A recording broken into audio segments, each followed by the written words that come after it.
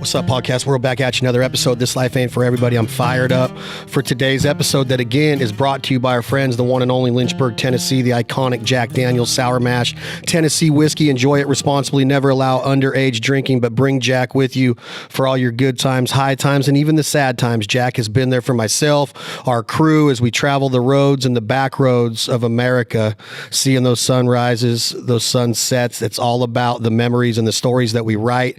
And I'm telling you, this has been a weird year that we're getting past in 2020 and transitioning into 2021. One of the things that we lean on the most, in my opinion, is music. And I have one of our favorite musicians, and this guy's been at it for probably, I'm going to say 20 years right now. We're going to get into his story. I've been listening to him since probably 09, 2010. So over 10 years now, I've been listening to Mr. Cody Jinks from this great state of Texas. Cody, how are you, brother? I'm wonderful. Thank you for that setup. 20 years is pretty close. I've been doing it a while. I gotta ask you about, like, you have rock influence in what you do. I'm a huge heavy metal, rock and roll. I'm older than you by 5 years. I believe I am, but I love some of the music that came out in the late 70s. 80s rock was a little iffy. I don't know if you would agree with that or not. There was some bands that really hit it hard. The Metallicas. I love Guns N' Roses, but then you get into the hair bands and some of that stuff that might have had a little bit too much, glam to it. Your influence at the age that you started as rock, right? Like, you're a real big rock fan? Yeah. 80s metal is, the big four, Metallica, Slayer, Anthrax, Megadeth. That was the thrash stuff, in the late 70s, early 80s, the new wave of British heavy metal coming over and influencing all the thrashers that I really liked on into, Pantera, being a Texas boy. But metal was very big. I was in a metal band from 07 to 03. My first love is and always will be country. That's what I grew up listening to more than anything. That was what was on more at the house than anything was. But yeah, rock and metal is still a big place in my life. And actually, next week, on our podcast, I'm having Scott Ian from Anthrax on. So we're, it's been fun to just be a fan of music and go back to the 80s, and I get long-winded talking about music, so just buckle up. Going back to the 80s, there was the hair metal thing was fine. I guess that had its place, but I was into the heavier stuff. But I was also really into stuff like Depeche Mode and the Cult and like a bunch of weird things that, people might not, think, but I draw from all of them, not just country. When you start talking about, let's start with Philip Ensemble, and maybe you can educate me a little bit. I don't know, maybe it was 92, 93 that Vulgar Display of Power comes out, and it had Rise, and it had Walk, and it had Effin' Hostile. It just had so many there was a lot of good not Anthrax, but Pantera music. But what was it about Philip Ensemble that made him a great frontman? Because he is he was so powerful, but he's almost a little bit like Slipknot and a little bit like Corey, is that he can get that really loud yelling voice and that down deep in the gut, but then he can come and get some really, great harmonies, or, a lot more about singing than I do, Cody, but what made him such a great frontman? God, he's just a great frontman, and I've seen Phil front, Pantera several times. I've seen him front down several times, just over the course of years. And he's just, whatever it is, and people say the it factor, whatever it is, Philip has always been, in my mind, one of the best. Now, I've seen him when he was absolutely trashed and could barely make it through a show. And I've seen him when it was just like, good God, wow, and he's usually good God, wow. He's talented, man. He doesn't typically play guitar on stage, but he's a really good guitar player. He's a great lyricist, but I think where Phil separates himself was Phil gave his voice to metal, going back to, Vulgar and before that, Cowboys from Hell and earlier Pantera efforts, Phil was up there rocking those like Sebastian Bach type high notes, I mean, he can't do that anymore. He gave everything that he had, what his voice turned into sounds like just the baddest, meanest, most awesome metal voice ever. I think that's really well said at the very end right there about, it was just so mean, and it get you so fired up. You mentioned Sebastian, you mentioned Depeche Mode, you mentioned the Big Four with Anthrax and Slayer and Dave Mustaine and Megadeth and the Mighty Met, but were you a Skid Row guy? Did you get into Axl Rose or Sebastian Bach and that kind of rock band? Because to me, like Appetite for Destruction, I know that people think on this podcast I'm crazy because all I talk about is Axl Rose and Slash and Izzy and all of them, the original lineup from GNR in 85, 86, 87. But that album Appetite and the albums that Skid Row was putting out about the same time, were you a fan of that style of rock and roll? Yeah, absolutely. I loved still do love Guns N' Roses. I love Skid Row. I never considered Guns N' Roses and Skid Row weren't hair metal bands. Poison was a hair metal band. Def Leppard was not a hair metal band. Warrant was a hair metal band. It's easy to lump, and categorize, and people need to categorize things to feel comfortable and whatnot. But yeah, as far as just Axl Rose and the rest of the guys, obviously Guns N' Roses and Skid Row, I'm a huge fan. How does it happen then, Cody Jinks? Tell me all these influences with whether it was Kirk Hammett or whether it was James Hetfield or whether it was Sebastian or Axl Rose or Scott Ian, like how does it happen? Because you grow up on country music, I assume, in Texas, but you start as a metal guy, as a thrash metal guy, fronting a band in Texas. Why did you go that route, and why did you quit that route? The first song I ever learned how to play guitar was Long Black Veil. Lefty Frizzell was a staple in my home and still is a staple. And I actually just cut a Lefty Frizzell tribute record that we're going to put out later this year. But I don't know. Metal grabbed me in a way that country, like I said, is my first love. But I begged and pleaded. AC/DC put out a record in 1995 called Ball Breaker. And this is back when we still had music stores, and Blockbuster Music had their tickets on sale. And I was begging and pleading with my mother and father at 15 years old as a freshman in high school to please let me go see AC/DC because, they're old and they might not be around forever. And, I'm given all the business. And I went and saw that show, and it changed my life. I'd seen shows before. I'd seen Gary Stewart when I was a kid. I'd seen Conway Twitty when I was a kid. I'd seen some really great country concerts that my parents had taken me to. But watching AC/DC in 95 at Reunion Arena in Dallas is where the Dallas Mavericks used to play, that's since been torn down. I came home knowing, not like, hey, I want to do that. I came home going, I'm going to do that, So I'd have to say 95 AC/DC was really that pivotal moment in my life. And so I couldn't buy an SG like Angus plays because, and I should have bought,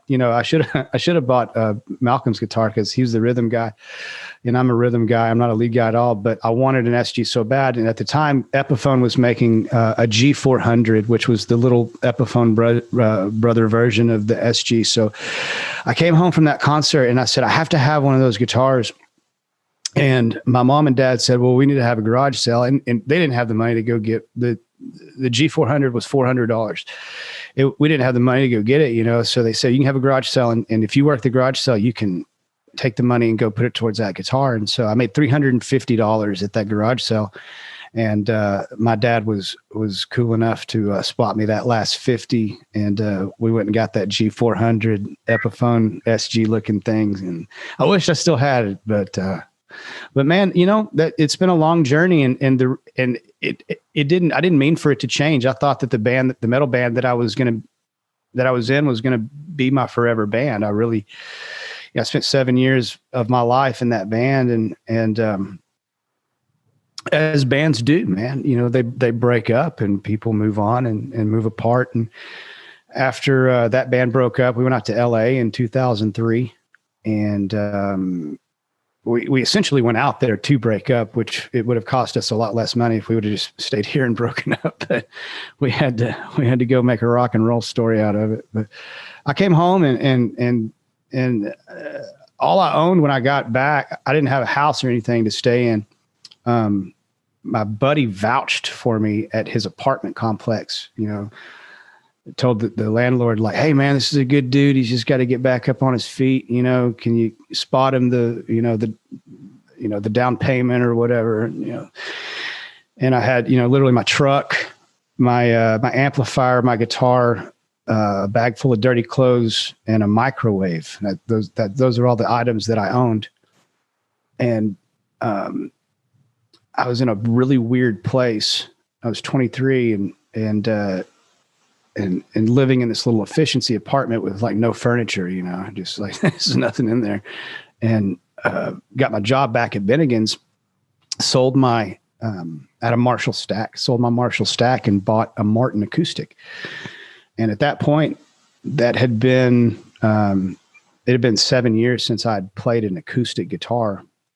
And I just started writing country songs without meaning to write country songs. Everything was just kind of coming out that way. And ended up getting a job working the door at a honky tonk bar in Fort Worth called the White Elephant Saloon in the Stockyards.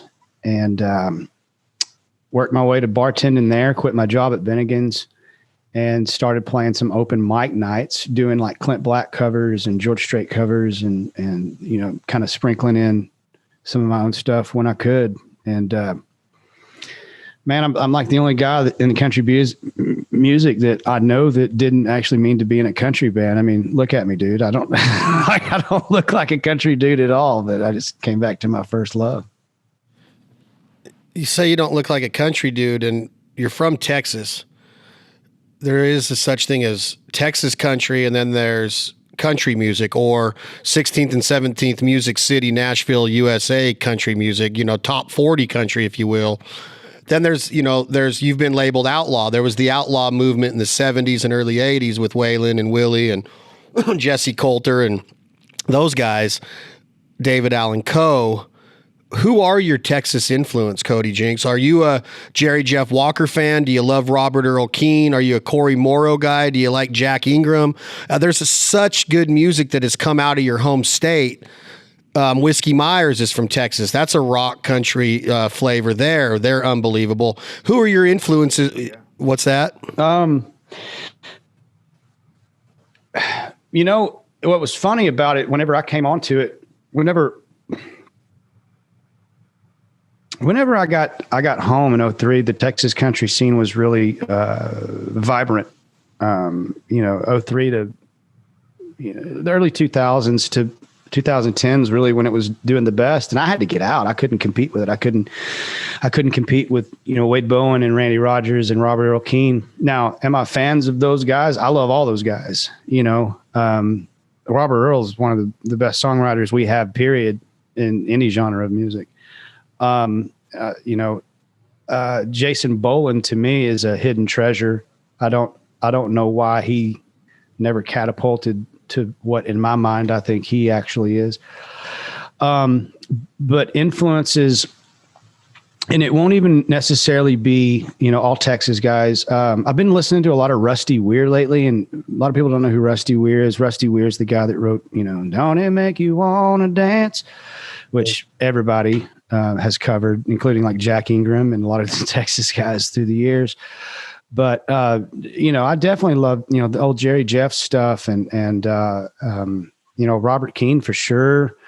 Rusty Weir, Guy Clark and Towns Van Zandt, and kind of the original, what you would call the original Texas movement, guys back from that time. So yeah, man, if it's good, it's good. I love it, man. When you say if it's good, it's good, talk to me about your honest opinion and feeling of Adam Hood and Brent Cobb, songwriting, and what level of songwriting are those two gentlemen at?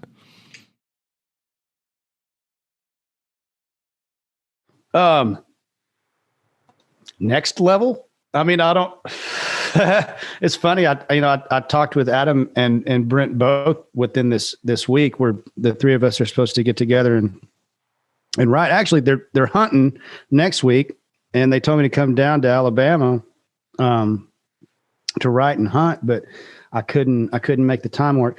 I've been a fan of both those guys for a long time. The first time I met Adam was in a hotel room in Amarillo.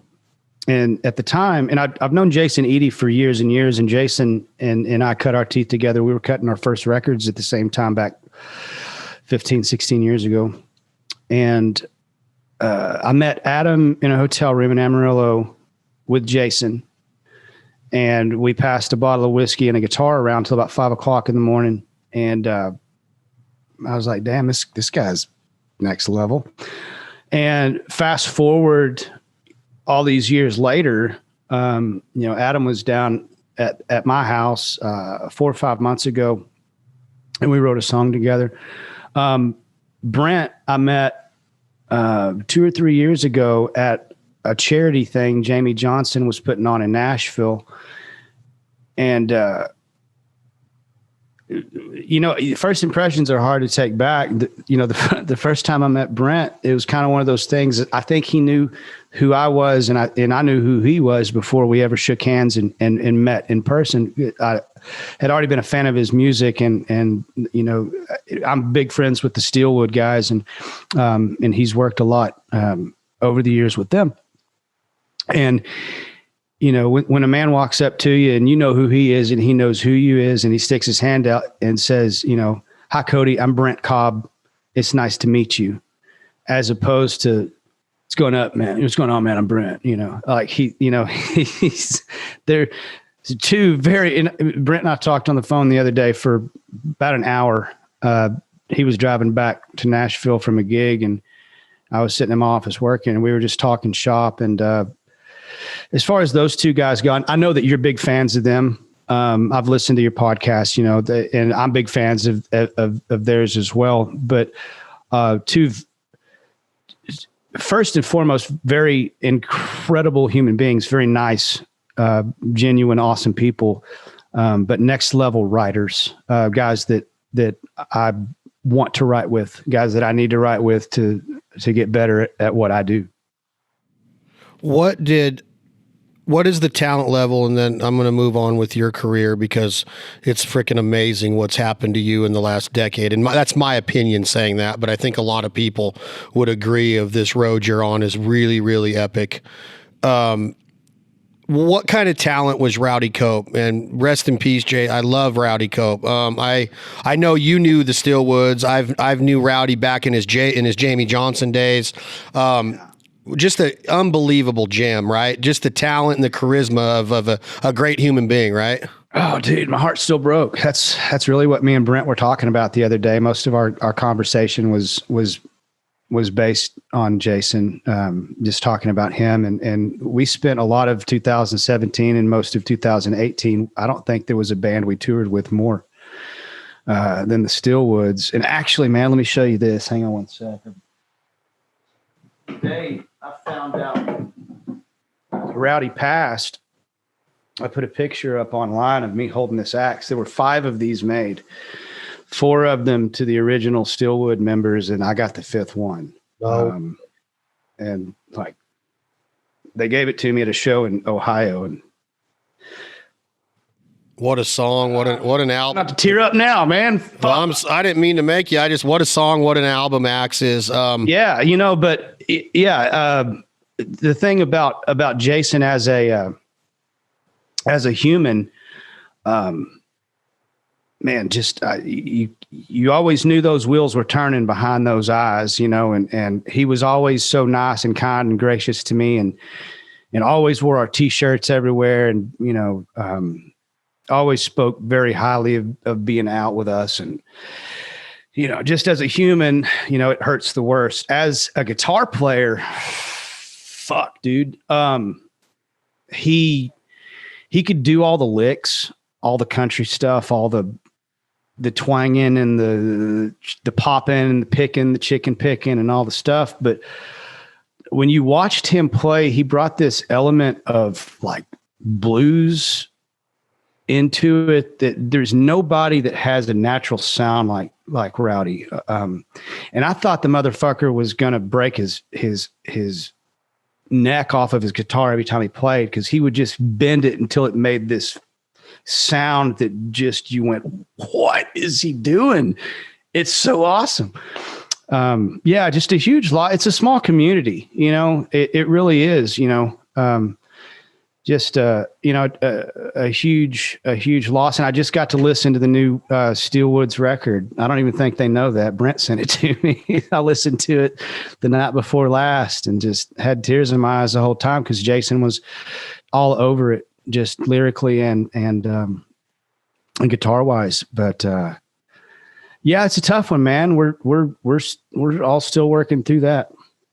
Yeah, those things in life to where procrastination comes in. We've been texting for probably right before duck season. So sometime in September, Jason and I are texting. He's coming on the podcast. He wants to talk about the new album, and sent me some merch. And I was wearing his shirts and doing the stuff. And I was just so high about him coming on, about just talking to him about his career and his sobriety now, and everything that he's proud of what he's doing right now, family and just duck season starts, and I get on the road, and you just put one thing in front of the next. And then I got that news, and I was just like, no freaking way, man. It just broke my heart, because, man, I've known him for well over a decade, back when, back during like the Rockstar Throwdown tours, when Jamie was with Willie Nelson and Brent Cobb was on one of those tours way back in the day, and Rowdy was on stage with Jamie. That's when I met him, and it just sucked to lose that guy, man. Terrible.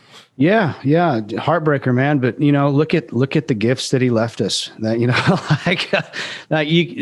it's and I've said this before. Stillwoods aren't just one of my favorite bands to tour with. They're one of my favorite bands.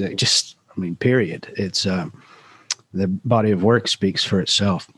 All right, before we get on with the start of this deal, just tell me one more thing about an artist that I know that you have a relationship with and a friendship. Is Jamie Johnson one of the best voices to ever be on a microphone? No doubt. I'm so glad you said that. No doubt. I don't, I've been fortunate to get to know Jamie and talked to him the other day. He's just getting into duck hunting, as a matter of fact. He's going this weekend. He's going on his first trip this weekend. So I told him to let me know how he did. But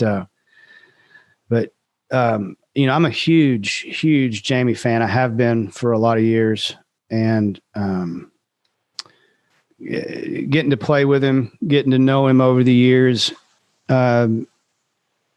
He's watching that guy live is I don't know, not so much watching him, because I didn't move around much, but listening to him live is, I don't know how anybody sings that cool. I don't really, he's got one of the most amazing voices I've ever heard. Yeah, I can't say it better myself. It's like, without even like putting anything into it, he stands there with his, I don't know, he wears loafers and blue jeans and a black t-shirt on stage, and he looks like he's just about to whisper into the microphone. And that's how I explain it to everybody. It looks like he's going to whisper, and then all of a sudden that comes out, and you're just like, no freaking way, man. It's just, he's pretty legit, to watch. And I think that his, the album, I've talked to people, That Lonesome Song, is, I think, one of the top country albums, song to song, I've ever, the way the whole story, how it transpired and how it got into where it is now. But I just think song for song, the level of songwriting and the musicianship on that is really, really legit, in my opinion. That's one of the best country music albums ever made. God, man, me and you should hang out, Jinx. I'm telling you, man. I've been on this podcast. I've said that so many times. Like, I know that Stapleton's got some awesome stuff, and Miranda's that double album she did 3 or 4 years ago that got album of the year. There's so many, Waylon and Merle and George Jones. There's so many good country albums, but song for song, that album is hard to beat in my opinion. Yeah, I remember first time we got to play with Jamie in Oklahoma a few years ago. My dad was so excited. My dad loves Jamie. And I was like, Dad, I called him up. I said, Dad, you and Mom need to come to this show up in Oklahoma. We're playing with Jamie. And my dad's not one of those. My dad's geeked out over 2 people I played with. One of them's Jamie Johnson. One of them's Chris Christopherson. So, the 20 years I've been doing this, those are the only 2 times I can remember Dad actually geeking out, so it's good company. Chris Christopherson, you've got to grace the stage with? Yeah, I got to sing. Me and Ward Davis played with Chris, and the kind of the motherfucker of the thing is that Chris opened for me, which was strange in and of itself. But me and Ward Davis, Ward's a great friend of mine. Ward's my best friend in this business.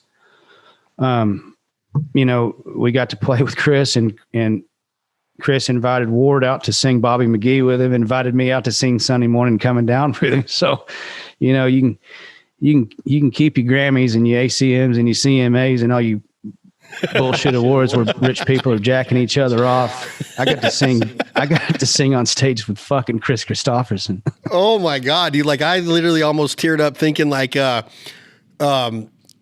I just can't even tell you, like, that box set that they put out of Chris Christopherson is like, I go to it and listen. Now, have you heard this? And I want your honest opinion, because there was the Highwaymen and then there was all of their solo careers. If you just take away songwriting, he's one of probably the top 3 of all time. He's probably the best of all time. I don't know if there's ever will be somebody better, in my opinion. Chris Christopherson is there. What is your opinion on the other part of his career? The guitar, the front man, the stage presence, not the acting or anything, but just the singing voice and the on-stage presence. I love it. I love all of it. Because it wouldn't be Christopherson without that grizzled and haggard voice. That's part of, could you imagine anybody else singing The Pilgrim? It just went, it wasn't supposed to be perfect.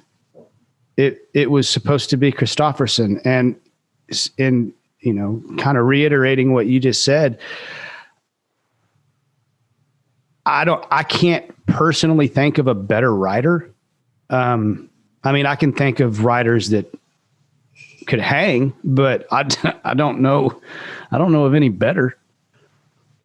I don't either. I just, when you said the songs you guys got to sing with him on stage, when you hear like the album Willie Nelson does Christopherson, that's a genius album in itself. And Willie didn't write one of those songs, but when he sings either, if he sings Bobby or The Pilgrim or Sunday Morning Coming Down, like Johnny did Sunday Morning Coming Down, amazing. But Christopherson is a songwriter. Like, that dude literally lived every word that he wrote. And the thing about that time period, and you correct me if I'm wrong in your opinion, Cody Jinks, is Brent Cobb told me this in a conversation one time, is that those guys wrote when they were stoned. They wrote when they were sober. They wrote when they were always writing. That's what they did. Their life was writing. So you got it all, right?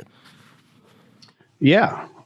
Well, and you write when you're having a good day, you write when you're having a bad day. And the thing about, just because we're talking about them, just consummate songwriters, not that everything they wrote was amazing, but what they put out was, because, they were great enough writers. They're great enough writers to know whenever, you read something that you couldn't even remember writing the night before because you were so fucked up, and going, well, that dog will hunt. Okay. I don't remember writing that, but that's the thing. That's the trick. That's the key as a songwriter, is to be constantly writing, or the difference between, I know your buddy Brent says, I'm a songwriter singer. And I couldn't agree more with that. I happen to be one of the rare ones that would rather be the songwriter, but ended up playing arenas, which doesn't typically happen. A honky tonk kid from Fort Worth that, is more comfortable on a bar stool in a corner bar trying to earn a crowd of 50 that is talking louder than he's singing. I'm more at home doing that than I am playing in front of 10,000 people, just because I'd rather sit down with an acoustic and play my guitar, play my songs.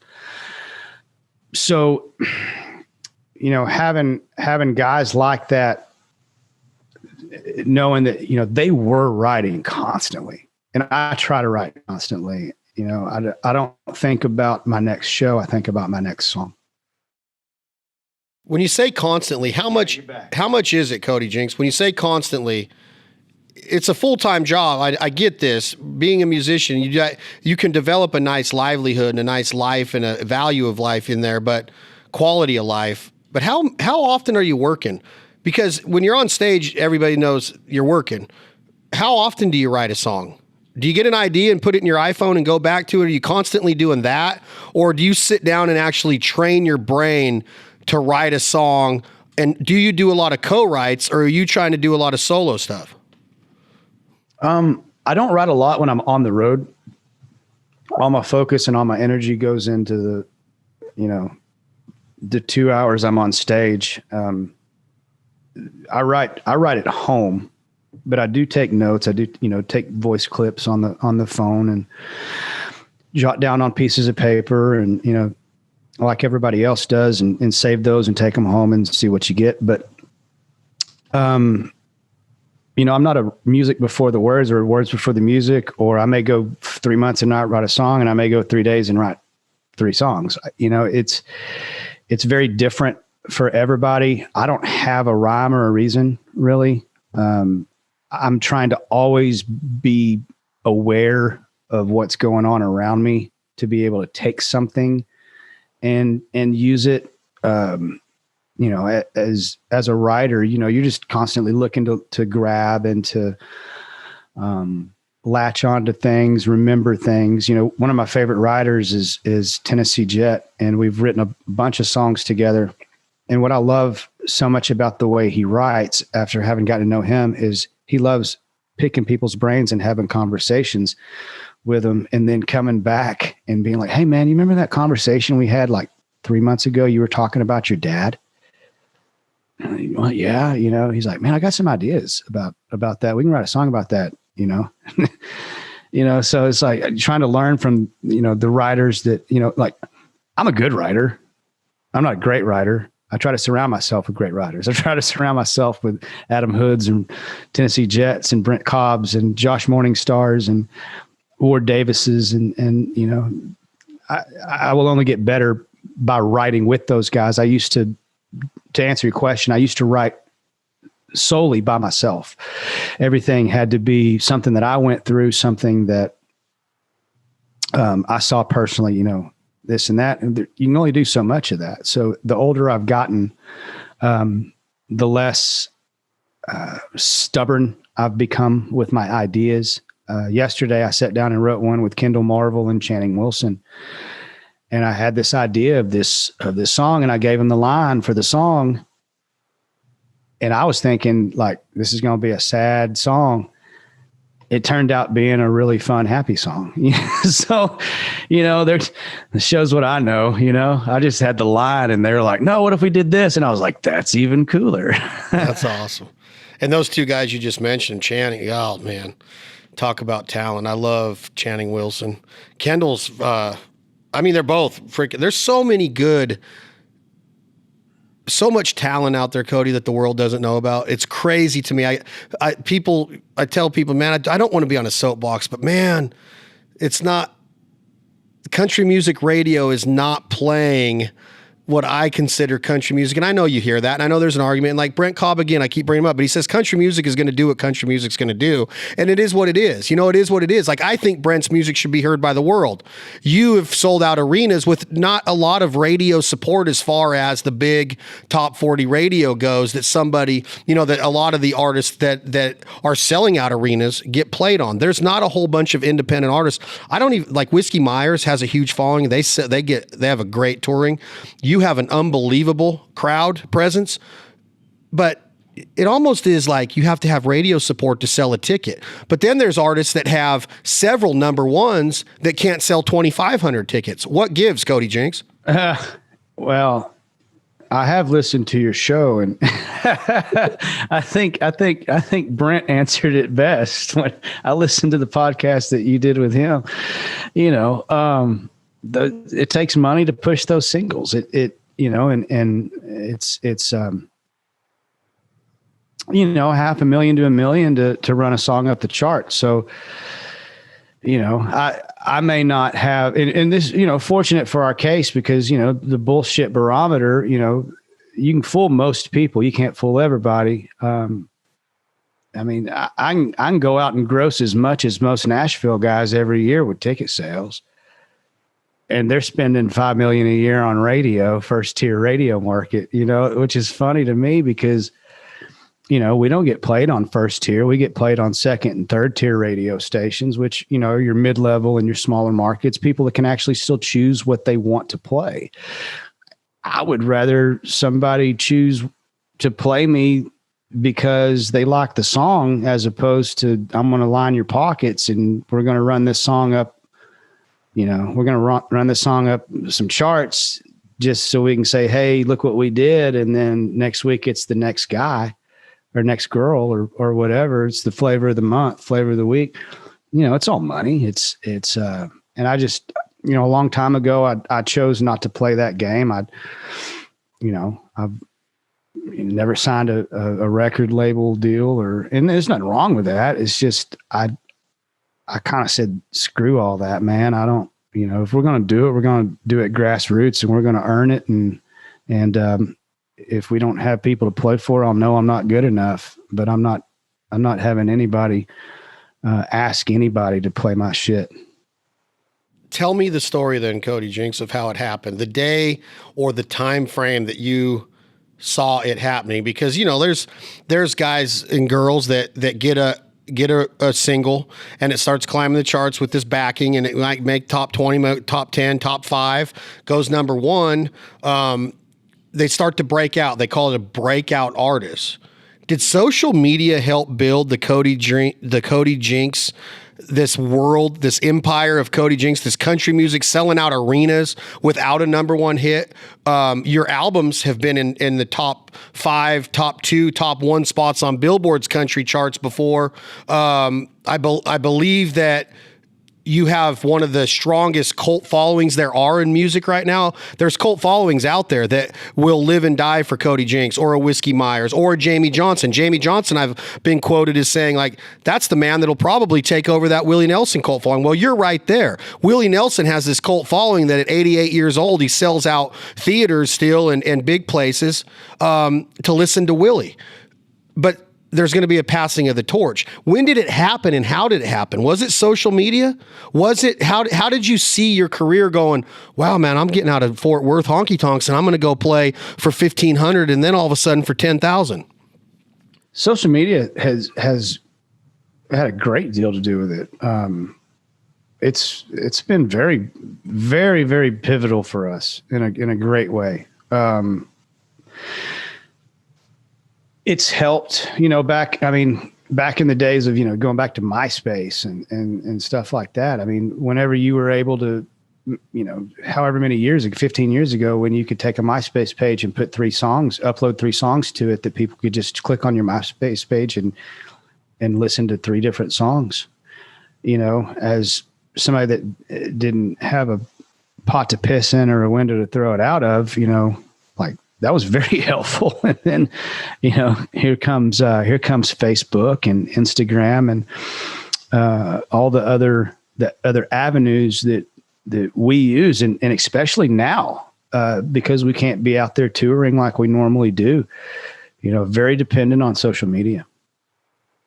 Do you do any of it yourself? Is any of the social media touched by Cody Jinks? I kind of. I do. It's so big now. There's so much going on. I do the Monday night sequestered songwriters night. I love doing all those posts because I have a lot of friends that are doing that. You can tell the difference between a post that like my team's made, like, hey, check out this new t-shirt, stuff like that, versus one where, I'm like, hey man, we lost Jason Cope today. Yes and no. The business stuff, I have a team of people that do that because I can't get in the minutia of when those are supposed to go out. And Cody, you need to say this about this hat or whatever. But you can definitely tell when it's really me on there.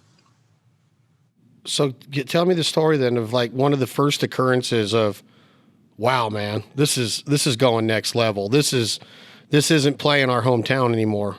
I know that there was a time in a Sprinter van and probably a smaller vehicle than that, and in hotel rooms and just, touring the world and the hours put in the windshield time.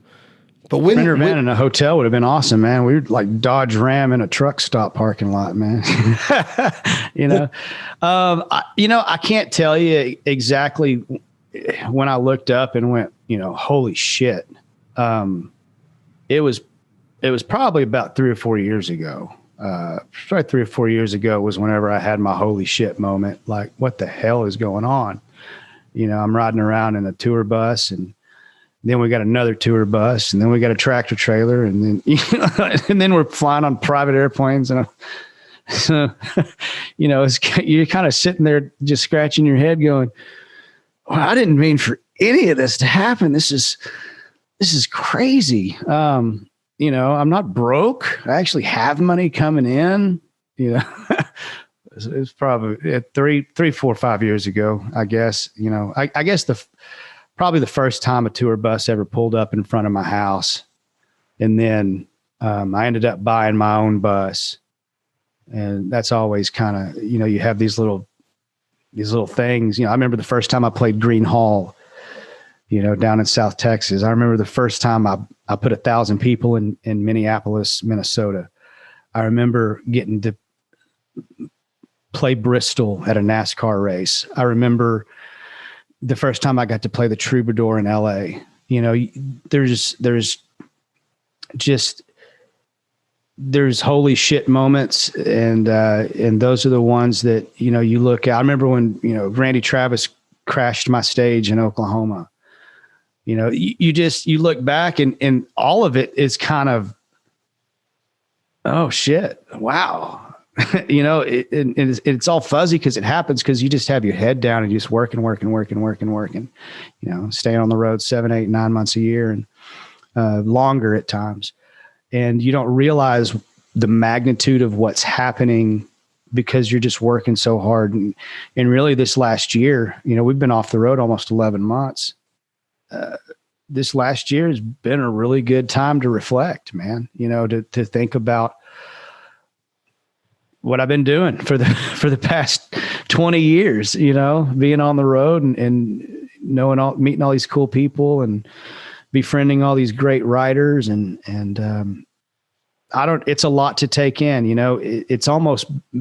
it's been good for me to have the time to reflect on, holy crap, dude, not so much look at what you've done or look at what you've accomplished, but just taking a breather and just going, damn, man, you've done it, take a break. And the other side of your brain says, you need to go back to work, man. You need to stop worry about patting yourself on the back and get out there, go to work again, How much of a role does humility play in what you just said, Cody? Because when you're on that grind and you got those blinders on and that focus is forward you're not even realizing that Randy Travis, forever and ever, amen. And I can't stand of what happened to the man, but he's crashing your stage. You're playing Bristol. You're having these life-changing moments, and the next week you're already on to the next one. So it's hard to even fathom what just happened. But it's also, you're taking a big risk of your head getting bigger, your ego getting out there in front of you, because now it's not that you don't want to remember those or talk about them or storybook them.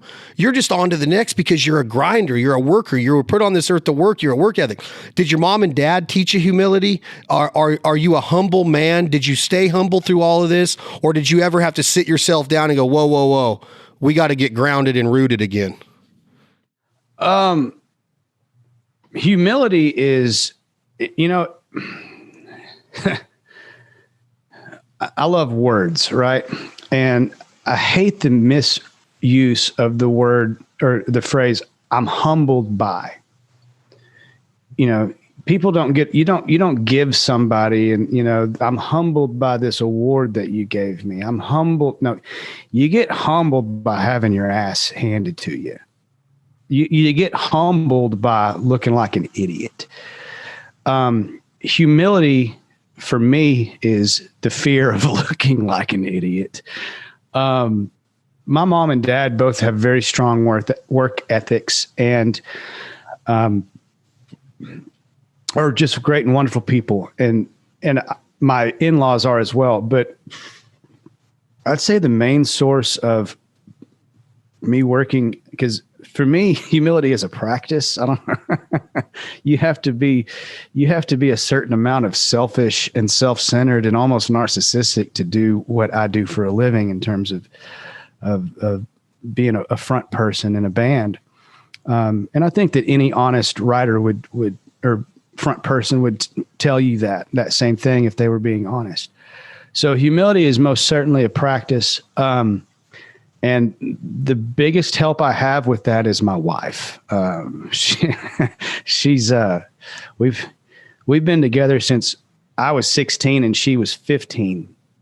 So we were sophomores in high school. So before I was the guy on stage in the cowboy hat and the sunglasses and all the tattoos and the big beard and looking cool and stuff, you know, I was a nerdy kid from Fort Worth that played guitar and had long hair and happened to dig this pretty little Fort Worth girl that ended up agreeing to marry me for whatever reason. So when my head starts getting a little bit big, she'll just look at me and go, and humble.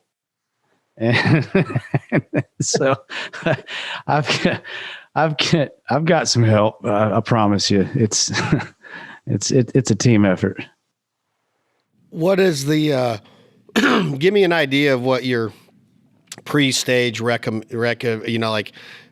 is there consistency? Do you have a routine? Are you a fitness freak? Do you work out at all? Do you train on the road? And do you do vocal lessons on the, not lessons, but exercises on the road? I assume you do vocal warm-ups before every show, but are you a guy that goes in and sweats it out a little bit before the show to do meditation? Give me a little bit of what a 10,000 seats, 10,000 asses are going to be in these seats tonight. You're going to be somewhere in the Midwest, and you know this crowd is going to be, let's say you're going to be at the big Harley Davidson event. What's it called in South Dakota? Sturgis. You're going to be in Sturgis. It's going to probably be more than 10,000 people. What is pre-show like for Cody Jinks, and is it the same every night? Yeah, I don't like schedules, but I have a routine. And I'll just give you a day-to-day rundown. If we're on the road doing 3, 4, 5 days in a row, I wake up at usually about in the noon to 2 o'clock hour, and get up, take a shower, usually go find a bite to eat. You know, I'll go out somewhere, try to kind of duck in somewhere, be inconspicuous. I don't really like to be around people on show days. So I'll get up, get cleaned up, go find some lunch, maybe have a beer, make it back to sound check by 3 or 4. I haven't seen any of my guys at that point. And by the time I get to the stage, they've all been up there, you know, getting all their stuff, you know, good to go for 15 or 20 minutes. And walk out on stage and you know, say hi to all the boys and hi to the crew, and we'll do sound check, and then I'll usually go find me a little bar somewhere, have a couple beers, go back, take a pre-show nap. Big on naps. I have to have a nap before I play. So I don't work out on the road or do any of, you know, that's type of stuff, meditate or whatever. My nap before the show is usually where I go and just kind of center myself and lay down and stretch out. And at that point, usually I've only been awake for like 5 hours, but I always make it up in time to see the support band. If we're not the support band, you know, so I'll get up and go watch the support band and sip on a beer or two while I'm doing that, and then go play. You know, I don't do vocal warm-ups. I probably should. The older I get, it's harder to hit some of that stuff I was singing 15 years ago, but you know, it just kind of comes with it. So I don't really have a schedule. I have more of a routine, and it's pretty unorthodox. But I think that, you know, everybody just kind of has to find what works for them. When you say you don't necessarily, I don't know if you use the words like to be, or you're just not around people on show day, are the two main reasons for that? They're going to want to talk about stuff that you don't want to focus on, and you don't want to talk a bunch to anybody because you don't want to wear your voice and your vocal cords out? After the show, it would be the latter. After the show, you know, whenever I stand, because I always stand out and sign stuff, and I always stand out and you know, 30 minutes, an hour after the show's over, I'll go up on the bus and relax for a minute and have a beer and smoke a joint or something and just kind of come down. But there's always going to be people out there waiting. So after the show, I would say, yeah, I do try to rest my voice. I don't talk much. I'll sign everything. I'll take every picture with everybody, but you know, hey Cody, how you doing? You know, it's like, you know, good, man. Thank you. Thanks for coming. My voice is tired. You know, I just sang for 2.5 hours and I got to do it again for the next 3 nights. So, a lot of people find me not talkative, you know, after that, but it's not because I don't want to be around them. It's just, you know, that's where I'm saving my voice. Before the show, no, I'd just rather be alone, because it's a great responsibility. People don't realize how most people wouldn't realize, I guess, unless you've done it, what a responsibility it is to know that you've got to walk out on stage that night. You've got to support, you know, however many tour buses worth of people that, you know, have bills to pay. You've got to make sure however many people that are coming in are having the time of their life. You have a great amount of responsibility for that day. And when I'm on the road, man, it's all business. After the show, it's fine. We'll sit up in the bus and play cards and drink some beers and smoke some weed or whatever. But before the show, man, I'm not the motherfucker walking around with a big smile on my face. You know, it's all business. That's awesome. Truly, that's a really different approach than I thought it would be, because it seems like a lot of people would think just, hey, happy-go-lucky, you know, we're just going up there and playing our songs that we would play around the fire. But this is a business. This is your livelihood. This is something that you want to excel at. You're a perfectionist in a lot of ways. You're not going to go up there and give somebody that worked their ass off for 50 hours a week to pay $45 to come and see Cody Jinks play, stand at the merch table for 40 minutes to get a t-shirt and a vinyl. You're not going to go up there and half-ass it. You just don't have that type of personality. That's why you have that approach in the beginning of the day, right? Well, you can't, I mean, you can sit around a campfire and get a buzz going on and start a song and everybody's digging on it. And then you go, oh shit, I forgot the next line.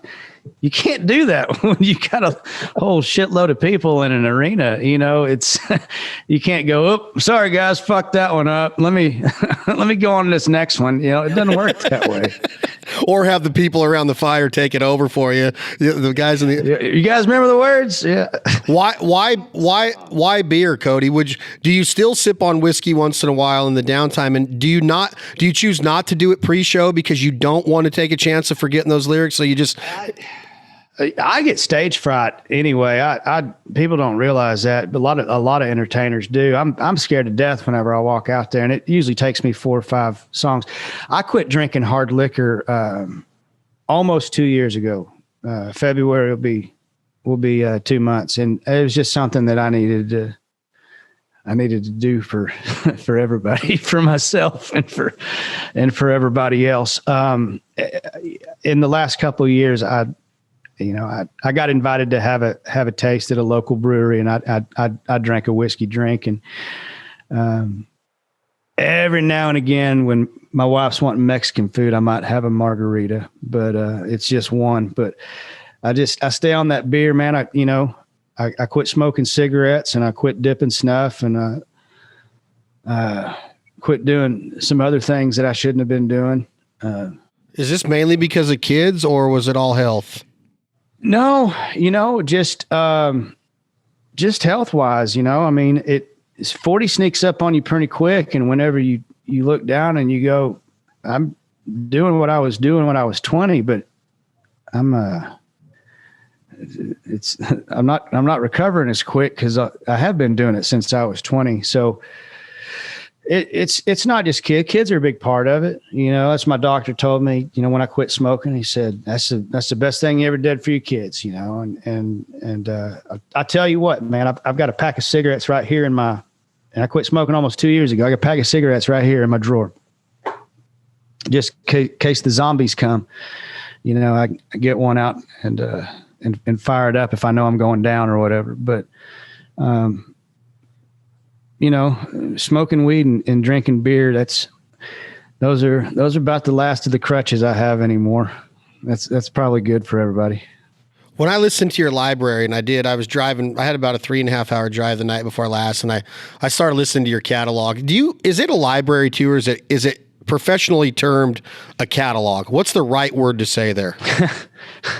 I don't think you can go wrong. I think that you catalog, probably. I think catalog would probably be the more official term, but library works. I know what you're talking about. So every time I do this, whether I'm on a plane with headphones or I'm in a truck blazing the stereo, there's a song that gets me every time. And I don't know any specifics about it. I do think that I read that you were the sole writer on it, but it gets me to the point to where I have to copy and paste it to somebody and tell them, dude, I just started crying in my truck listening to the song. I think about people when I hear it. The song is called No Words, and it hits me like there's no tomorrow when I hear this song every time. Tell me a little bit about what headspace you were in when you penned this or pencil this, and is it a simple song? And how does somebody that has such a successful and loving marriage for so long to their high school sweetheart even fathom something like this? If you're dating a girl since you're 15 or 16 years old, you didn't even have time to go through any of this shit, Cody Jinks. So how do you get so descriptive to make a 45-year-old man cry when he's driving down the interstate in California? I don't know. Life imitating art, or art imitating life. I wrote that song. It's actually one of the first country songs I wrote, and we just didn't even record it until a few years ago. I mean, a song, it's, at the risk of sounding trite, it's pretty self-explanatory. She saw and has seen everything that this business has done to me. When you start playing bars when you're 17 years old, and there's, whatever you want at your fingertips, be it sex, drugs, or rock and roll, or drinking, or, all that kind of stuff. The thing about me personally is that, it was all about, the drinking, the drugs, and the rock and roll whenever I was younger. I never worried about the sex part of it. Just, she was always there. That's really been the only constant thing in my life. And I don't say this casually. I don't think I'd be alive. There's several different times in my life that she's really been the one that's kept me going, So, I knew a long time. I came from a honky tonker. I know what I am. I know how hard I am to deal with. but I told her, I said, look, I'm fucked up, and I said, but I'm not gonna treat you wrong. I said, I need you to be there. So it's just kind of always been the understanding, she's been there through all of it, and she's seen the highest of the high and the lowest of the low, and she's seen my friends come and go in this business, and drug problems and drinking problems, and the things that kind of go with the territory. But yeah, that song was basically saying, look, I know I am the way I am, but I love you. Thank you. Well, there are a couple songs out there that say that kind of deal, like there was I Love You by Jerry Jeff that is amazing. And then there's Anyway, I Love You by Guy Clark, which our boy Brent Cobb said is probably the most perfect country song ever written, or that's how you write a country song. I was talking to Brent the other day, man, and I know he keeps coming up because, he's a favorite of yours, and rightfully so. But we were talking the other day, and I said, man, I was listening to his latest record, and Sometimes I'm a Clown. Oh, God. Future ain't no joke. Dude, I mean, like, I told him, I was like, when a song, and I think that hopefully it's a higher compliment, whenever a songwriter tells another songwriter they respect. I said, dude, like, that's it. Like, you just, like, that is it. I was like, that's my song, man. Like, that's, that's where it's at, man. That's it. Oh my God. Like, well, you brought him. Well, I guess I bring him up so much, but when I hear Shine On Rainy Day, when I told you about the No Words, like when I hear Shine, it just does it to me. Like, I've been listening to that song for 60 months now, and I haven't even been listening to it since it came out, but 5 years I've been listening to that song, and it still touches me every time about life, right? About whether, life's crazy glue. Like, there's just words in the lyrics. Like, and we started this conversation off by me saying how much music plays a role in one's life. And there are some people out there, Cody Jinks, that might not believe in that. They might not even care about music or listen to it that much. But with the way how easy it is to get music today, and streaming and YouTube and all of these different sources and platforms, I mean, there's a lot of good music out there that you might never hear. Now, Brent is on Outlaw Country. You're on Outlaw Country. You're selling out arenas. Brent's not selling out arenas. I think Brent is as good as they've ever come in music. What does it take? I want to start going into this, and we're going to end this in a little bit because I know you're busy. I want to have part 2 because I want to know what it takes, Cody. How do you break an artist? Because you are selling out arenas. Your merch lines are long. Your downloads and streams are epic. What does it take to break an artist? When you sat here and just told me Brent Cobb is as legit as they come, he's next level. What does it take? I don't know if there's a short answer for that. To be honest with you, I think if that's an avenue that being, case specific to him, if he wanted to take, I think he could. I mean, the guy's gone out and opened arenas for, Stapleton, and I think that you have to want to do that. And I think that the people that are more serious as songwriters than like going up and being the guy that's up on stage doing the thing, being whatever the stage thing is, the rock star looking thing or whatever. I think that your guys and your gals that are more focused on just being songwriters, they don't really care about, breaking into that. And I admire that in a lot of ways, because like I was saying a while ago, I would still rather sit in a 100 seat, listening room on a bar stool with everybody being quiet as hell.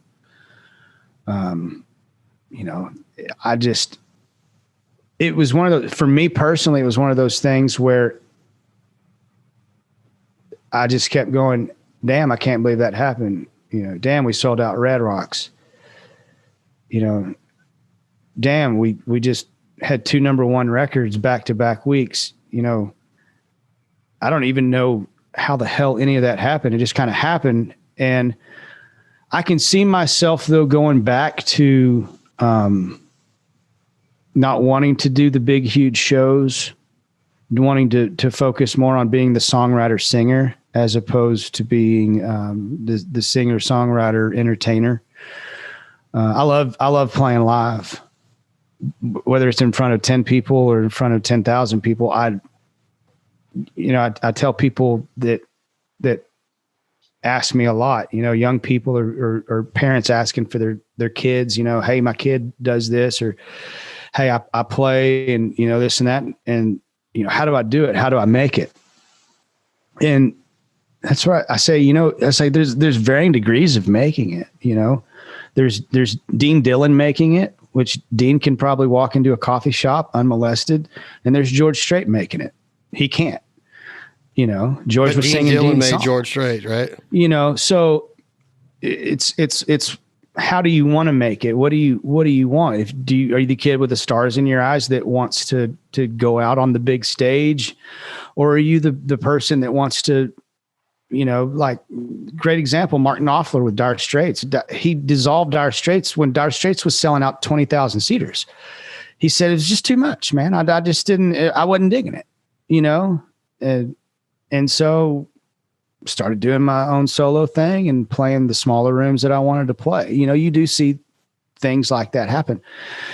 But I tell these kids, you don't learn how to play in front of 500 people. You don't learn how to play in front of 5,000, 15, or 50,000 people.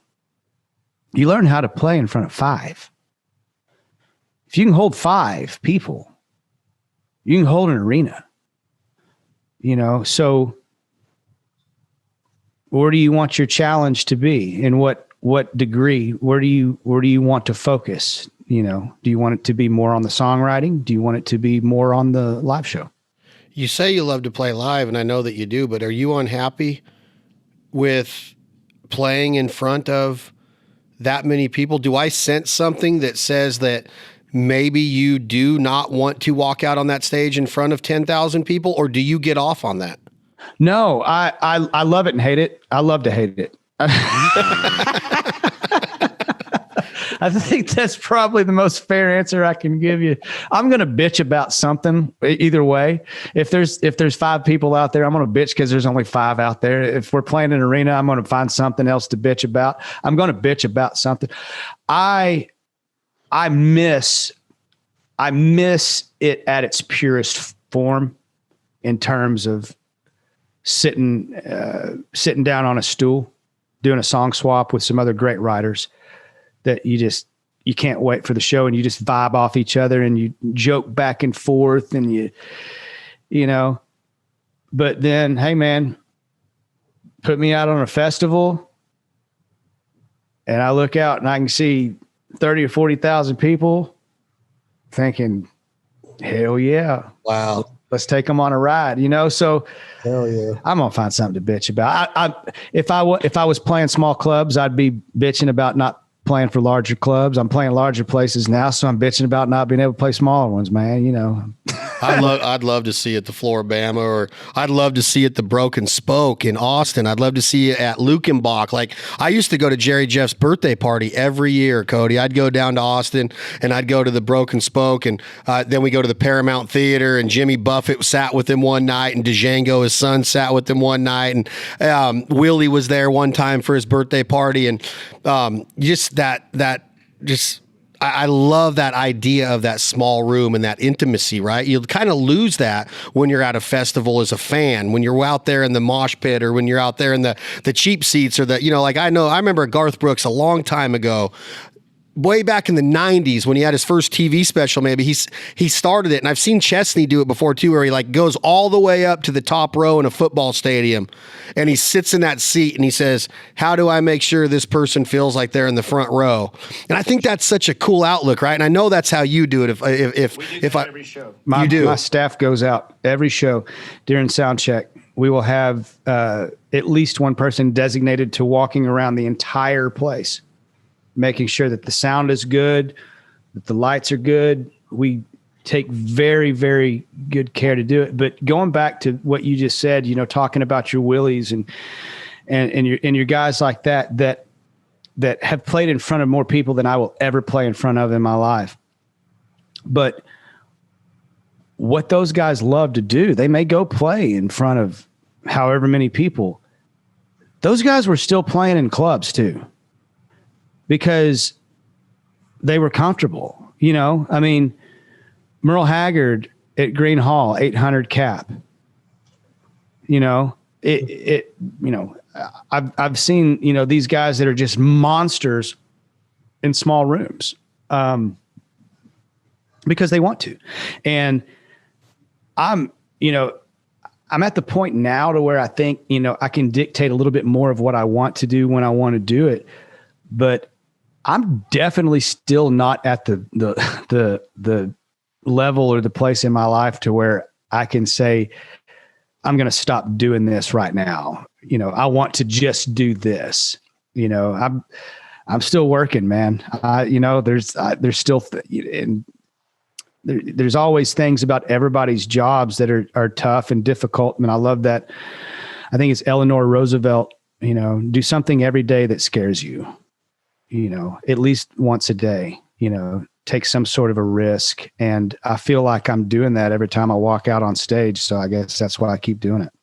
You know what's cool about you, Jinks, is that you have such a high music IQ and you also have a high life IQ. I know that you would sit there and maybe rebuttal that and say, I'm not really that intelligent or I'm not smart. My wife has been my backbone, and I get that. And you have an unbelievable amount of humility. I see it, but you really do have this vision and this ideology, these theories that really, really, really make sense. Like they hit home about how you look at things. And I think that if you had to dissect it or do a forensic audit on the way your brain works, that's a big part of your success. I think that a lot of your success comes from your ability to navigate the way that you just navigated through this conversation in a very intelligent, unbiased way. And I'm not jumping the gun of saying that you might not be biased in certain areas, but I think you have a really, really, really strong hold that you can get through, for lack of better terms, any threshold. You are going to do stuff that scares you. You are going to take a risk because it's not easy to get to where you've gotten in this business. I'm a witness of seeing careers of like, holy shit, you're still where you were 8 years ago. And that might be okay. But if you're looking at it as a livelihood and as a means of revenue to pay your employees and to pay the band and to take care of your family, You've taken some big risks, man, but I honestly think that the main reason that you've been able to handle it in such a optimistic, positive way is because you really do have a good grasp of life. I don't know if you've ever heard that or if that's me just like being naive, but listening to you talk, man, it's really like what people need to understand. Like this life, it can be a mother effer. You say a motherfucker, right? Like it can be. How can you get through it? I think that you've done an amazing job of doing that part of it, but the career-wise, holy shit, man, it's on a different level. The biggest pat on the back I could give myself is, and thank you for the kind words. I don't feel like I'm any smarter or any well-versed in this life or anything else. I'm not afraid of dying. I'm afraid of fucking up. And,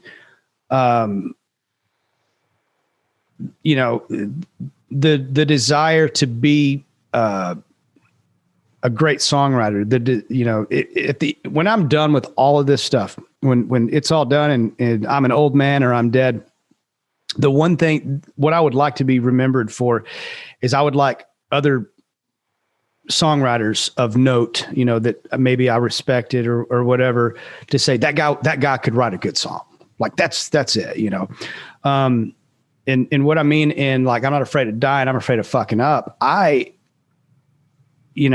have a great responsibility, to my band and my crew. So the biggest pat on my back I can give myself is the people that I've surrounded myself with. My newest guy has been with me for 4 years. Awesome. That's the new guy, on the crew, so, I have a lot of responsibility, man. We're brothers, I don't say my band. I say our band. Dave is not my drummer. Dave is our drummer. Chris is our guitar player. I am the singer of our band. I understand that it's my name up there, but I think what has made me successful is putting stock into the people that have put stock into me.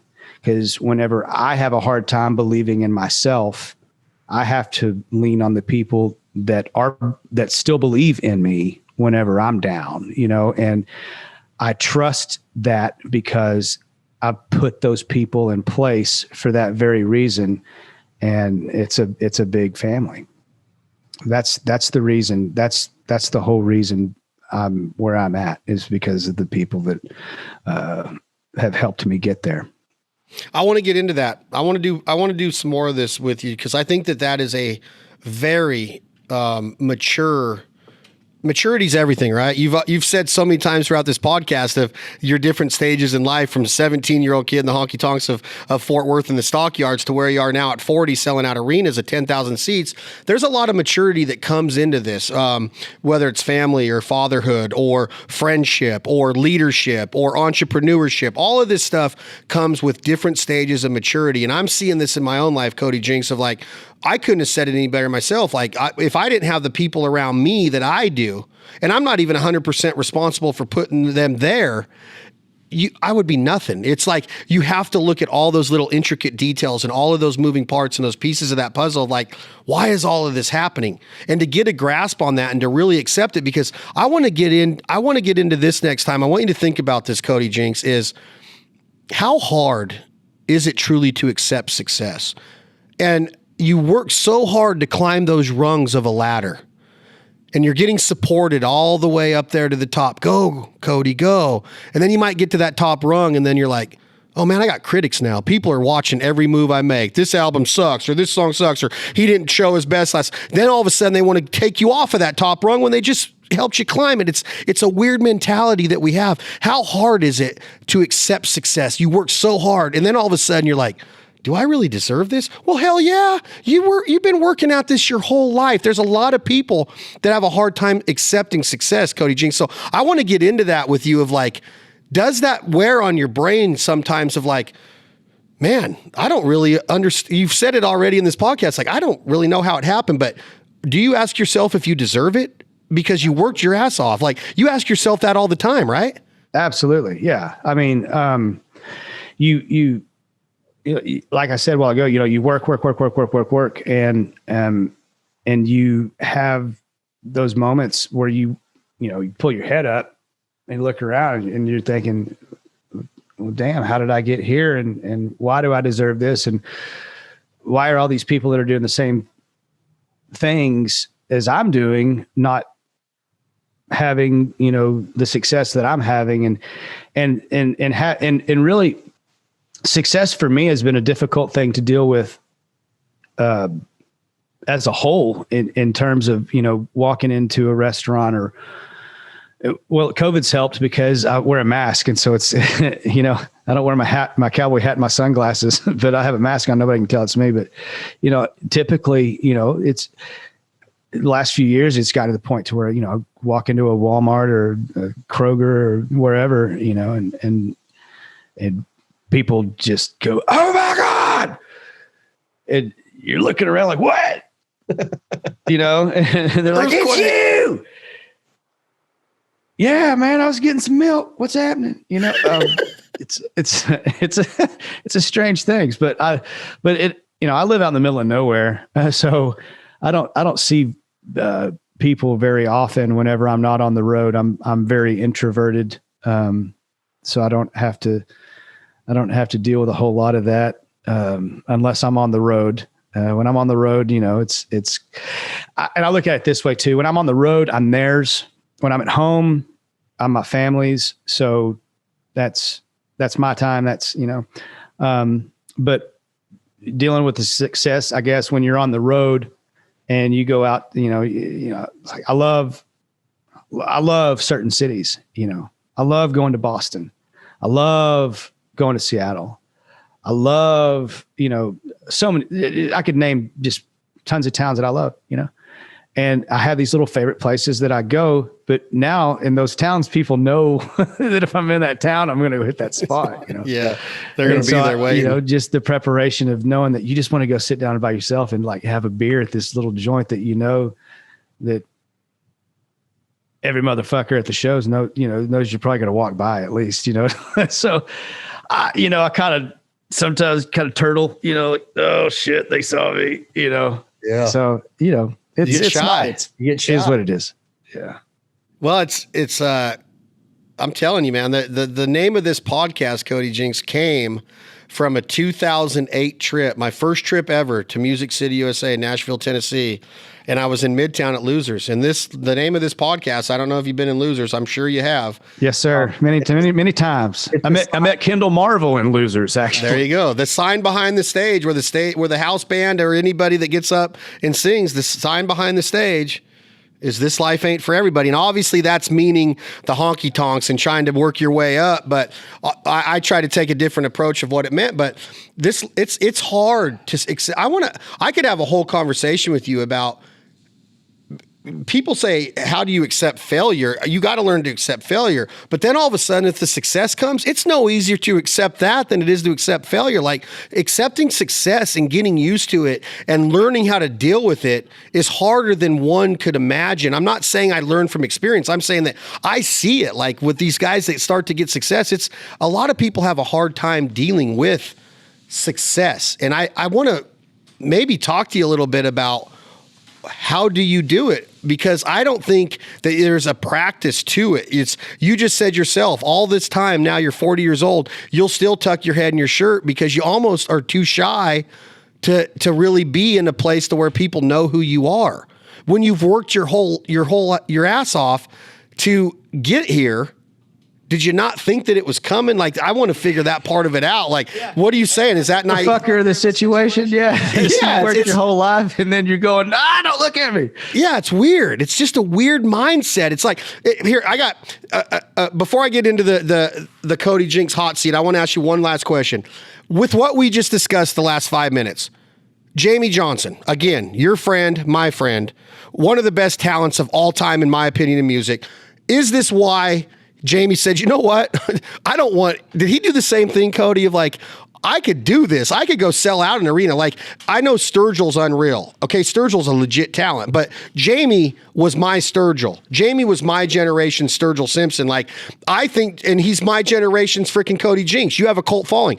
Jamie is going to be that guy that Chris Christopherson invites to his tribute. Kenny Rogers, he tore down the house at Bridgestone Arena at the Kenny Rogers. The Merle Haggard, the Willie Nelson birthday. He does it. He gets invited to be on everything because he's respected as a songwriter and a performer, but he's not the guy that's going to go sell 15,000 seats, even though those 15,000 people that would take a chance on listening to Jamie that night would be blown away. What is it about Jamie Johnson that did he just say, you know what, I'm over it?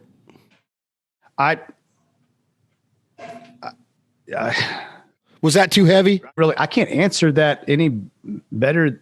I think, basically, I think he just said, whatever, man, I think that he looks at it in terms of he's going to go play, and he's going to go play in front of 25 people, or he's going to go play in front of 2,500 people or 25,000 people. He's just going to go play, is kind of the way I see him. He doesn't get wrapped up in it. He really doesn't. If there's one guy that I can tell you, like, this guy doesn't give a shit about any of this shit. He just wants to go sing his damn songs.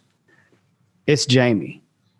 you know, and I can tell you too, you mentioned Sturgill, you know, having played a couple times with Sturgill's the same way, man. You know, dude, I'm a huge fan of his work. I think he's great. And I love how he keeps people on their toes, you know, that they never know what you know, they're going, has he lost his mind? And he's sitting there laughing, you know, they're thinking, what the hell is he doing? And he's sitting there going, I know exactly what I'm doing. And that's exactly what Jamie did. You know, those are the guys that I like. Those are the guys that I want to be around, because it doesn't go to your head. It doesn't become too big for those guys. You walk up to those guys and it's just like me and you sitting here talking like this. They don't give a shit. No. Cooler than heck. Okay, Cody Jinks hot seat. Is Miranda Lambert the best female artist, country genre, since Dolly Parton? Is she the new Dolly Parton? Is she the best there ever was? Is she the best there is right now? Is Miranda Lambert the most legit? No. Who is? Oh God, dude, I can make you a list. Give me some. I need to be edgy. We haven't talked on the female genre yet. Oh, dude. I don't want to get in trouble. I mean, I like Miranda. I've opened for her before, you know. I've never met her. I can't say anything bad about her. Everybody that I'm big friends with Sunny Sweeney. She's huge friends. You know, they've been friends for years and years. I don't really know her.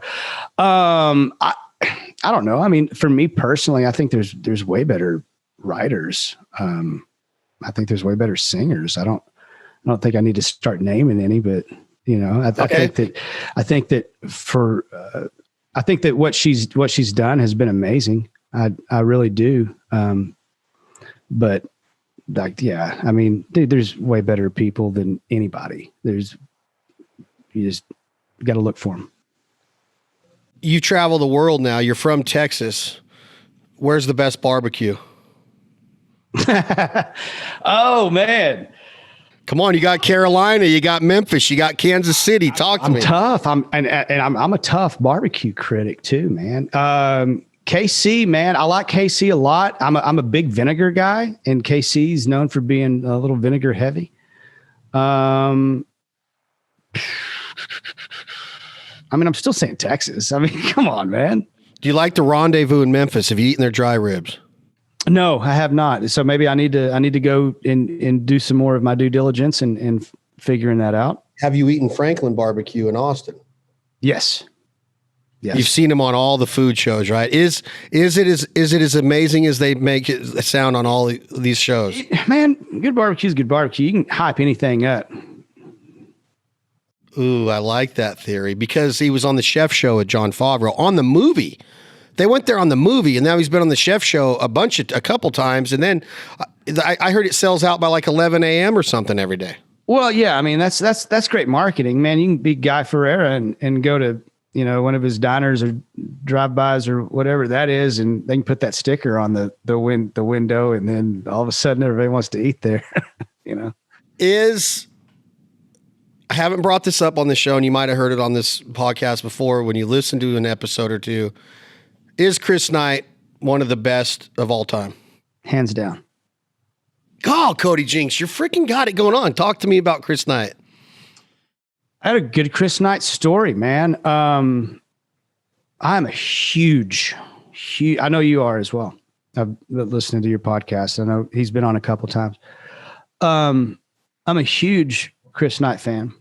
Actually, I have a song called David that, you know, people are like, how'd you write that? Because most of my stuff is first person me, stuff that's happened in my life. And they're like, is David a true story? I'm like, no, man, I was channeling my inner Chris Knight on that song. And that's what I tell people, you know. Just a huge fan of his. And we were opening for Chris down in Corpus Christi probably 5 or 6 years ago. And I was trying to muster up the courage to go ask him for an autograph. I'm on the damn bill, but you know, Chris is kind of, you know, he seems a lot more gruff than he actually is. You know, he's a very intimidating not so much, not really imposing, just, I don't know. You just like, you're just like, man, that guy's a badass. You know, it's just like, damn, man, I wish I was that badass. So anyway, I'm opening up for him in Corpus Christi, and I have this guitar that I took off the road since then, but I used to carry it with me and just have people sign it that I loved. I've got everybody on it. I mean, Ray Wiley Hubbard to Chris Knight to Johnny Bush to whoever. And I was standing at the time, we were in a motorhome, an RV, a class C cab over motorhome.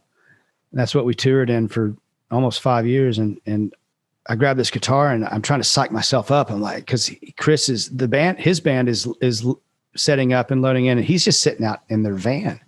He's just kind of sitting there. And I was like, Chris is over there, man. I need to go say something. I need to take my guitar and have him sign it. I just don't know what to say. And I'm like having this, oh my God, it's Chris Knight. Oh no, what do I do?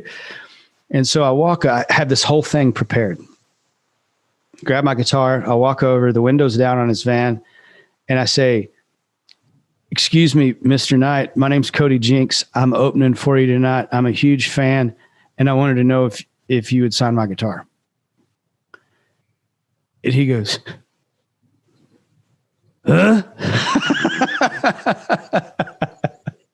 And I was like, fuck, I got to say all that over again. I've practiced it so much. Hi, Mr. Knight. My name's Cody Jinks. I'm opening up for you tonight. I'm a huge fan. Would you sign my guitar? And he's like, oh, yeah. He gets out and signs my guitar. He's like, how y'all doing? I was like, oh, we're pretty good, man. We're glad to be here playing with you tonight. All right. And he gives my guitar back. That was it, you know.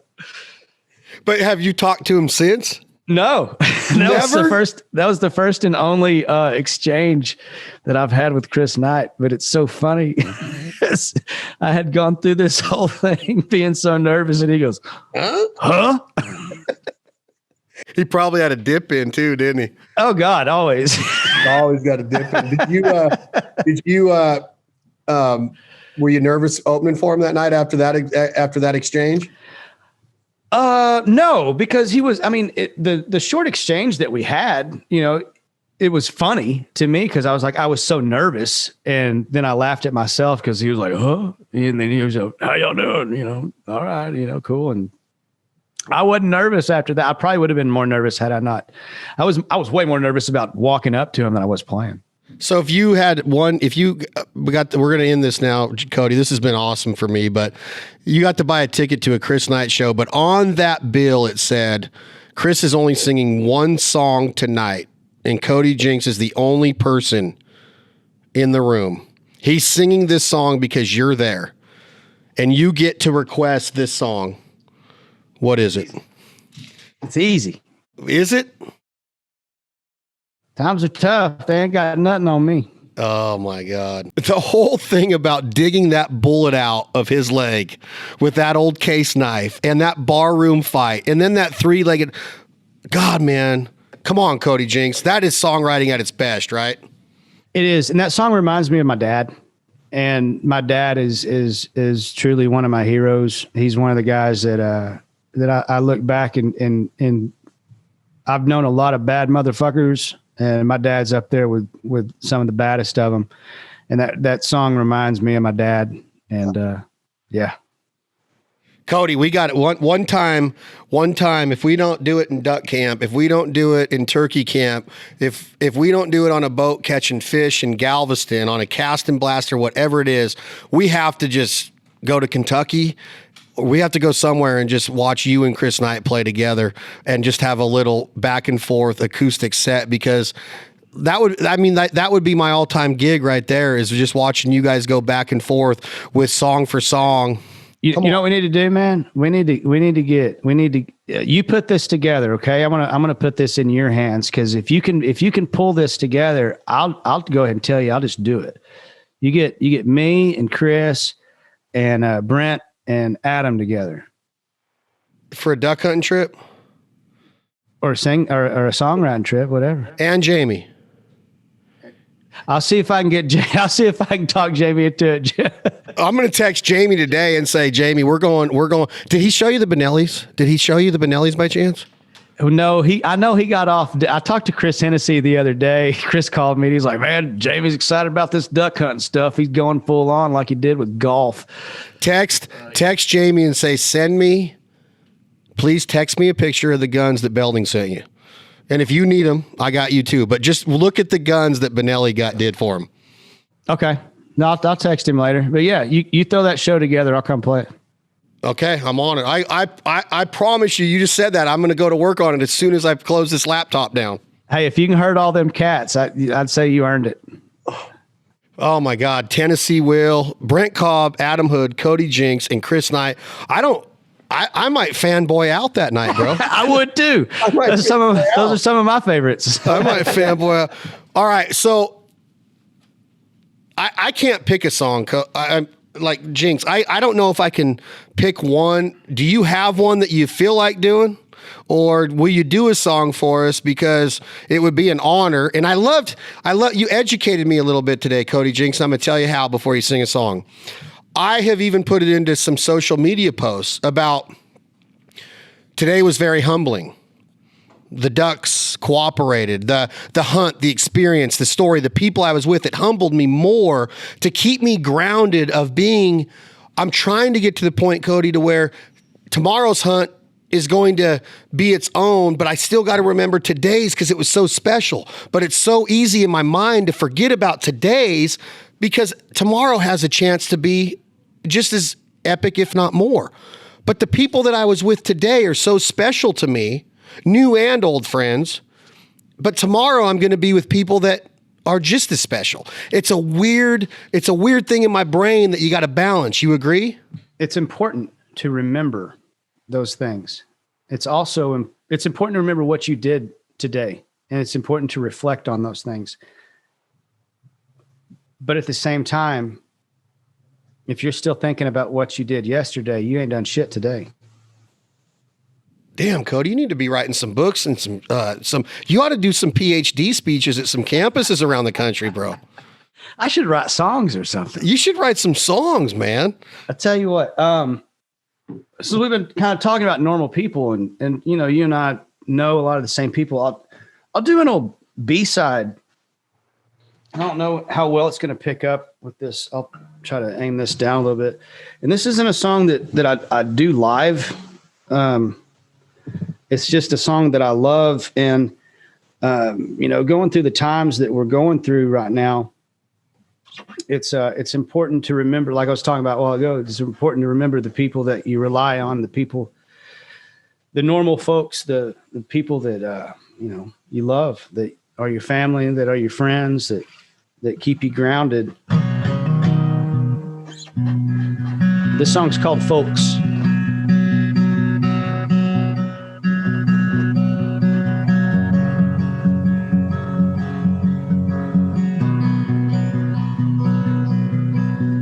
Some folks like to look, they like to point, they like to push, they like to shove. Some folks like to talk about the things they have, things they love, the things that just things. I don't give a damn unless I see them trite.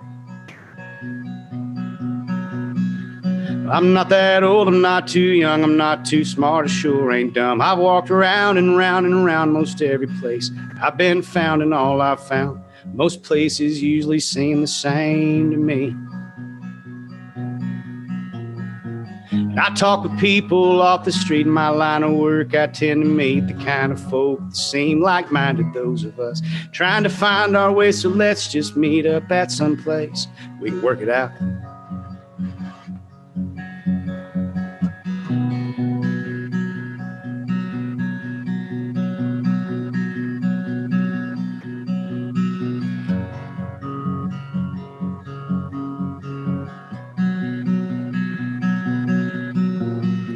I talk with people off the street in my line of work. I tend to meet the kind of folk that seem like-minded, those of us trying to find our way. So let's just meet up at some place we can sort it out. This godforsaken world, it chews you up, it spits you out, it scuffs your shoes, it takes most everything you got, and then it tries you with the blues, but that's all right. Blues is something proves we still feel.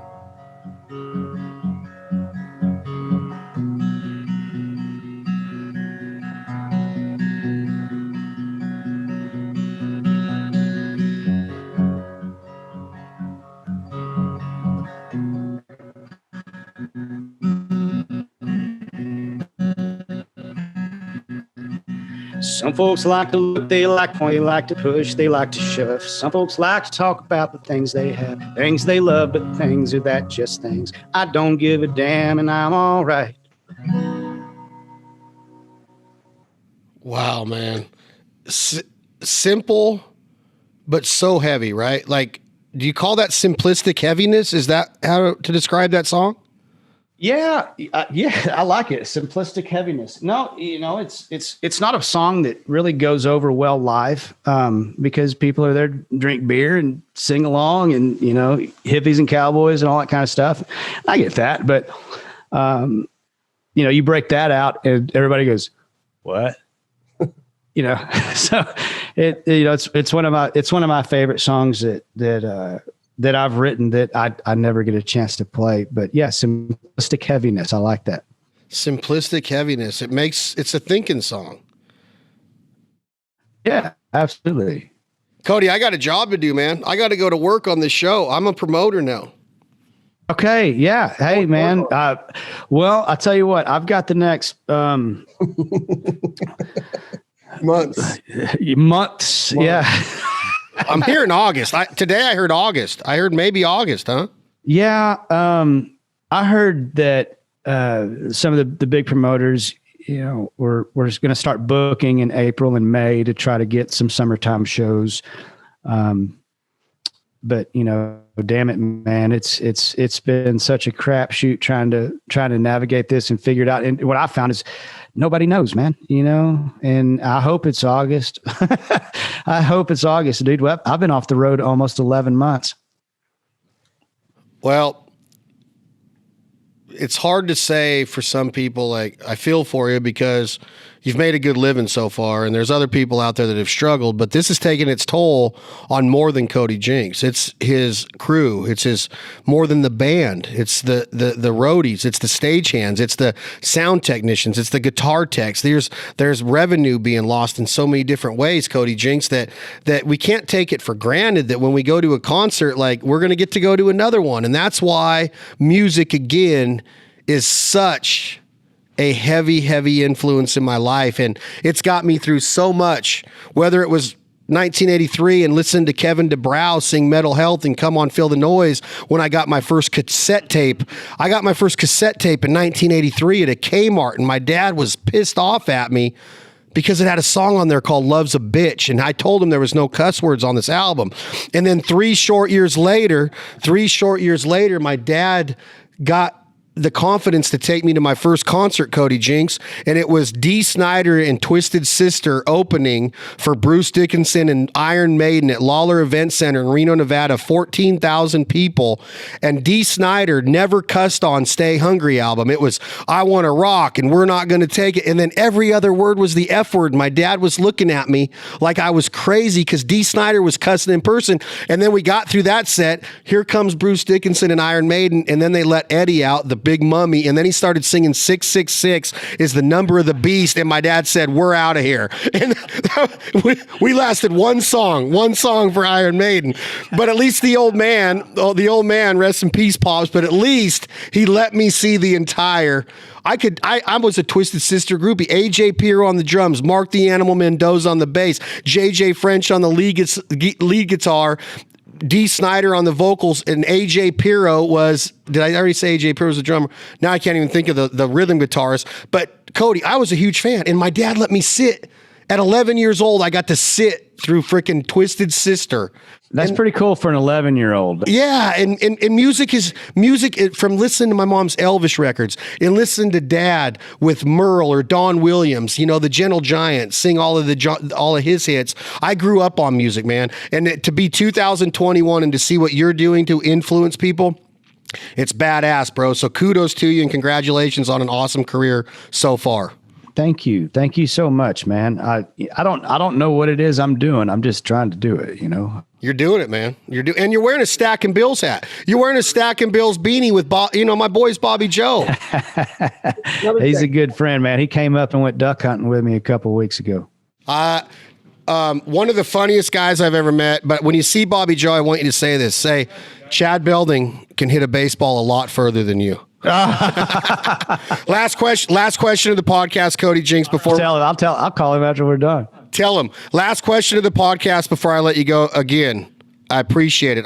I am fired up to have just the opportunity to have you on here has been amazing. And I know that you look at it like, hey man, I'm just Cody Jinks, but you're a big deal, bro. If you had your choice, and I know you've traveled the world, you've traveled all over singing your songs. In Texas, there's this little place that's orange and white called Whataburger. And out west here in Los Angeles and all over California, there's this little place called In-N-Out Burger.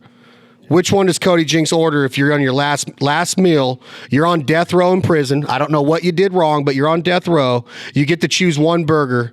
It's got to be In-N-Out, right, Cody Jinks? Oh, it's a no-brainer. It's Whataburger. Come on, dude. You are out of your mind. Whataburger, number 4. Number 4 at Whataburger. Number 4 at Whataburger. That's Whataburger with cheese and jalapenos. Hold the onions. Number 4. You're not an onions guy, huh? Not an onion guy, man. I'll eat them peppers up. But yeah, number 4 with no onions. That's a Whataburger with cheese and jalapenos, man. I love it. That's Cody Jinks, the man, the myth. He is going to be a legend. Hey, I appreciate you being on here. I'm gonna put this gig together. Brent Cobb, Adam Hood, Chris Knight, maybe Jamie Johnson, and Cody Jinks. Y'all check out Cody Jinks if you already haven't. I'm going to bet my ass and everything that I got that you've already checked out this man's music. He is destroying the music scene right now and just killing it. Congratulations on the career, Cody. Any closing words? No, thank you. Hey, I appreciate it, man. Thank you for having me. And I enjoy doing these podcasts. I don't do a lot of interviews anymore, but thank you for having me on. And man, we got our podcast going. We started season 2. We're about 6 episodes in season 2. So that's about all I'm doing. It's called A Couple In with Cody Jinks. And so I'm kind of doing the same thing you are, since they won't let me play any music. Well, text me and I'll gladly come on. And we might have a little discussion on barbecue. I could throw down a couple recipes, talk music a little bit more, or maybe duck hunt. I'm gonna get you out here in California, go duck hunt with my friends out here, and maybe you can sing a couple songs around a campfire, man. Thank you so much for being on. Hey, no doubt. I'd love to. You give me a holler anytime. You got my number. All right, brother, I'll do it. That's Cody Jinks. Another episode of This Life Ain't For Everybody podcast brought to you by our friends, Lynchburg, Tennessee, the iconic Jack Daniels. Enjoy it responsibly. Never, ever allow underage drinking. We do not take this life for granted. Say I love you to your friends and family tonight. They might not be here tomorrow. We've seen that this week with occurrences with our good friend Jason Rowdy Cope passing away in his sleep. Rest in peace, Rowdy. I miss you already. And then, Cody, did you hear about this story yesterday or the day before in Tennessee of 2 young duck hunters being murdered in a duck blind by a man that is still on the run? Crazy times in our country right now, brother. Do not take this life for granted. We might not be on this side of the dirt tomorrow. Do you agree? Oh my God. Yes. No, it's crazy. Tragic, man. It's tragic going out there and having fun and being dead. Yeah. Golly. Yeah. No, it's important. I like what you said, man. Hug your family, kiss your wife and kids, and every day call your mama. Every day. I told somebody the day before yesterday, I got to learn how to be sweeter. I want to hug my brothers more. I don't even hug my brothers that much. And it pisses me off when I go to bed at night thinking that I don't. But I wasn't I never did. And people do. But I want to learn how to be better and sweeter. That's my goal in life, Cody Jinks. I listen to your music daily. I got a lot of people on our crew and in my circle that love your music. Thank you for doing what you're doing. You're an inspiration. We will be back with you with another episode of This Life Ain't For Everybody podcast, brought to you by Jack Daniels, Tennessee Sour Mash Whiskey. Thank y'all. We're all equal, that's what I think. I don't believe heaven has a bank. Make good use of your time.